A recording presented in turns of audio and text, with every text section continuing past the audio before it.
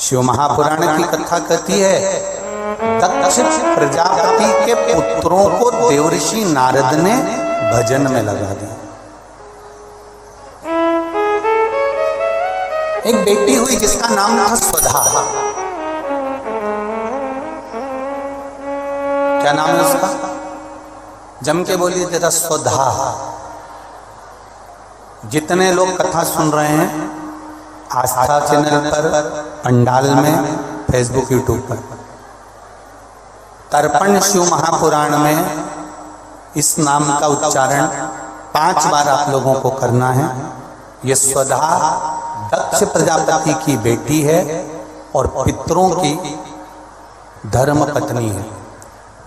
इस पितरों की धर्म पत्नी स्वधा का नाम लेने से अगर हमने कंडा, गोबरी, गाय का जो गोबर होता है कंडा, उसको जलाकर अगर धूप नहीं दी हो या किसी ब्राह्मण को भोजन आदि नहीं कराया हो या तिलांजलि तर्पण नहीं करा हो, पिंड नहीं दिया हो या श्राद्ध पक्ष में किसी को कोई दान ना करा हो तो उसका दोष ना लगे, उसके लिए तर्पण शिव महापुराण में पितरों की धर्म पत्नी स्वधा का नाम का स्मरण आप और हमको साथ में करना। सभी लोग एक साथ में बोलेंगे, स्वधा स्वधा स्वधा स्वधा स्वधा।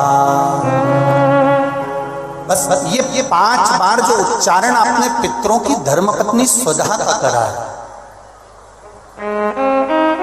जिस समय पर पितृ लोक से आर्यमा देव के साथ में हमारे यहाँ पर आते हैं।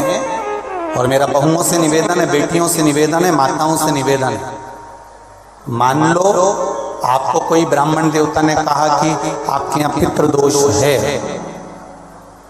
आपको कह दिया कि पितृदोष है, तो आपको घबराना नहीं है कि महाराज जी मुझे क्या करना पड़ेगा। पितृदोष है, एक चावल का दाना घर में से लीजिए, हथेली पर रखिए, पानी का जो मटका होता है, हंडा होता है, पानी का जो मटका है, हंडा है, जहां पर रसोई घर में तुम पानी रखते हो, उस हंडे के पास में, मटके के पास में उस चावल के दाने को लेकर जाइए, अपने पितरों का स्मरण कर कर स्वधा स्वधा स्वधा स्वधा स्वधा 5 बार बोलकर शंकर भगवान के शिवलिंग पर, तुम्हारे घर में शिवलिंग हो तो घर में, और अगर मंदिर में शिवलिंग हो तो मंदिर में, उस चावल के दाने को चढ़ा दीजिए। कैसा भी पितृदोष होगा समाप्त हो।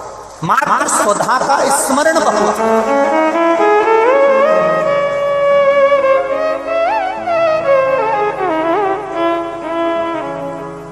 हम तो उनसे भी कहेंगे जिनका बार बार एक्सीडेंट होता हो, जो बार बार गिरते पड़ते रहते हो, बार बार एक्सीडेंट होता हो, बार बार उनको चोट लगती हो, बार बार। और उनको भी कहेंगे जिनको सर्दी की बीमारी या दमे की बीमारी या श्वास की बीमारी, उनसे भी कहेंगे कि श्राद्ध पक्ष में एक चावल के दाने का प्रयोग स्वधा नाम से अवश्य करें। चलने में दम नहीं भराएगी, श्वास नहीं भराएगी। और दूसरा, जो सर्दी का जिसको कोटा होता है, बार बार सर्दी हो जाती है, निमोनिया हो जाता है, कफ बना रहता हूं, उनके लिए भी स्वधा नाम का स्मरण। महाराज स्वधा नाम का स्मरण। दक्ष प्रजापति के घर में बेटी का जन्म हुआ जिसका नाम था स्वधा। स्वधा का जन्म लेते ही स्वधा श्वेत वस्त्र को धारण करते थे।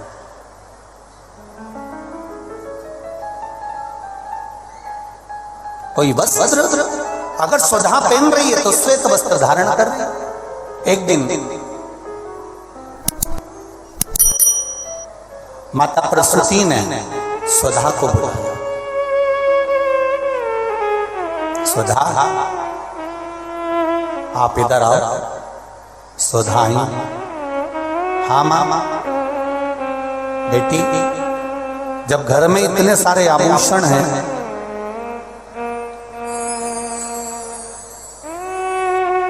और घर में इतने सारे आभूषण जब रखे हुए हैं, तो तुम उन आभूषणों को धारण क्यों नहीं करते?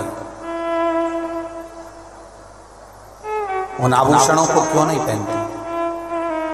घर में इतने सारे वस्त्र रखे हैं तो तुम उन वस्त्रों को धारण क्यों नहीं करते?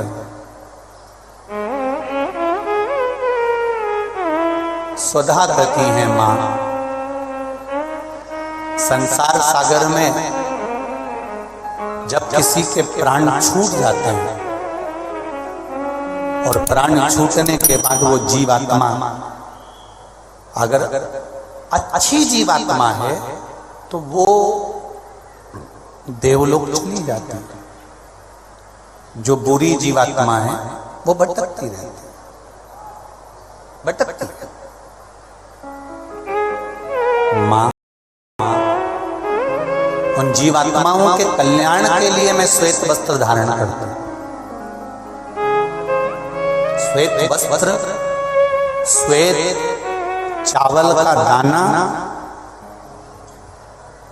श्वेत दूध, श्वेत दही, श्वेत शकरखंड, श्वेत पुष्प, श्वेत जनेऊ, श्वेत वस्त्र, ये मेरे शंकर भगवान को अति प्रिय लगते हैं। उसका कारण है कि उनको पितरों को मुक्ति देना होती है, पितरों को मोक्ष देना होता है। आज एक प्रश्न किसी ने सीहोर ऑफिस में भेजा है कि गुरुजी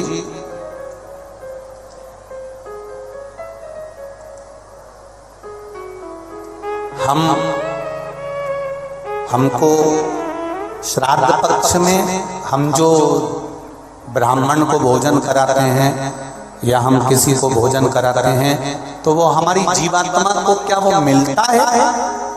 क्या विचार है भाई? अशोक नगर वालों बोलो जरा जल्दी से। प्रश्न भेजा है किसी ने। हम अगर किसी ब्राह्मण को भोजन करा रहे हैं, हम किसी को भोजन दे रहे हैं तो वो हमारी जीवात्मा को मिलता है? 3 प्रश्न हैं और तीनों प्रश्न का उत्तर जरा देखिएगा, बड़ा ध्यान रखना। और जिसने प्रश्न करा है उत्तर प्रदेश से वो ध्यान से सुनना भाई। हमने ब्राह्मण को भोजन कराया, हमने संत को भोजन कराया, हमने गुरुजी को भोजन कराया, तो वो मिलेगा?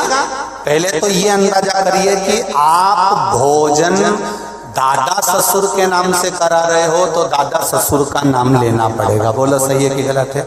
गोत्र बोलना पड़ेगा। उसका कारण क्या होता है कि हमने पत्र लिखा और ये पत्र लिखकर हमने इसको मोड़ कर हमने वो डाकघर के डब्बे में डाल दिया।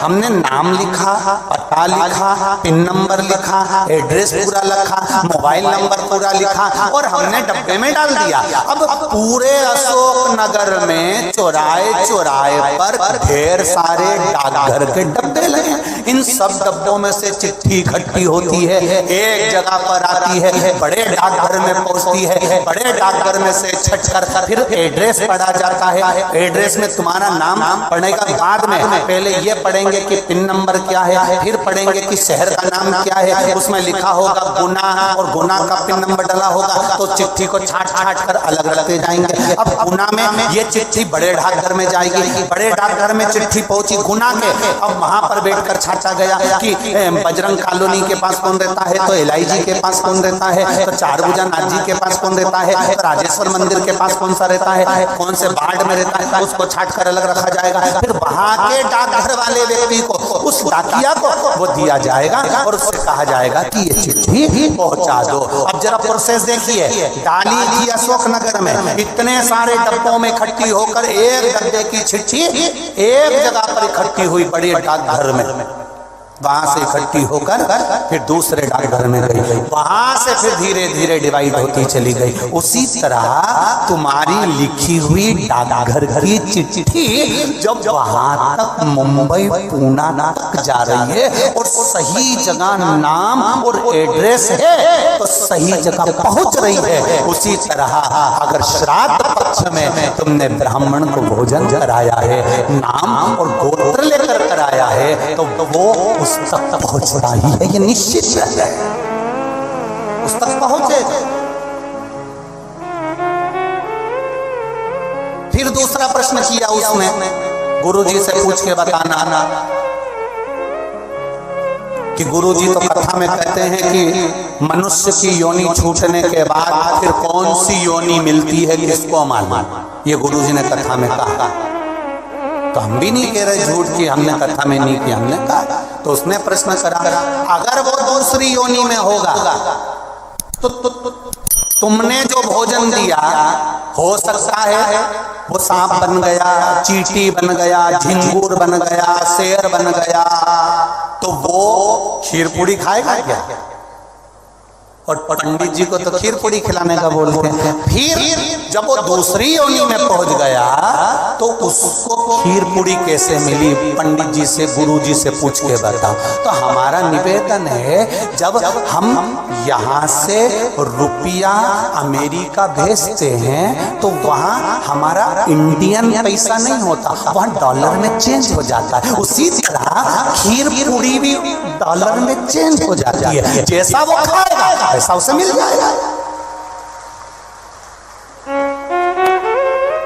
जब भारत की करेंसी, भारत का पैसा यहां से डाला आपने अमेरिका, तो अमेरिका में बदल गया, आपने ऑस्ट्रेलिया डाला वहां में बदल गया, आपने कहीं डाला नेपाल ले गए तो नेपाल की करेंसी में बदल गया। जब यहाँ का रुपया वहां पहुंचकर वहां के रुपये में चेंज हो जाता है, तो हमने जो खीर पूड़ी ब्राह्मण को दी है और तुम्हारे यहाँ का वो जीव सांप बना कि झिंगुर बना कि शेर बना कि गीदड़ बना, उसको उस रूप में जो वो खाता होगा उस रूप में मिल जाता है। डॉलर चेंज, यहाँ की खीर पूड़ी चेंज, वहां जाते से।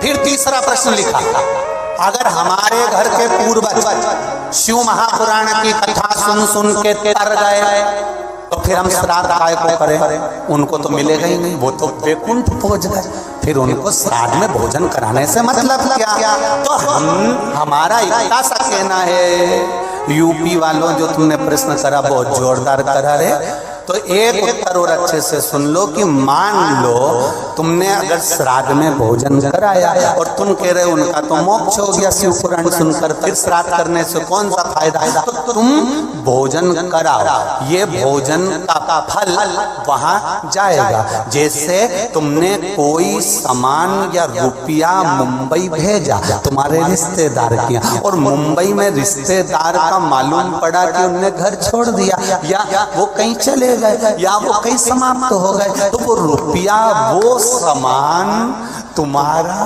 वापिस तुम्हारे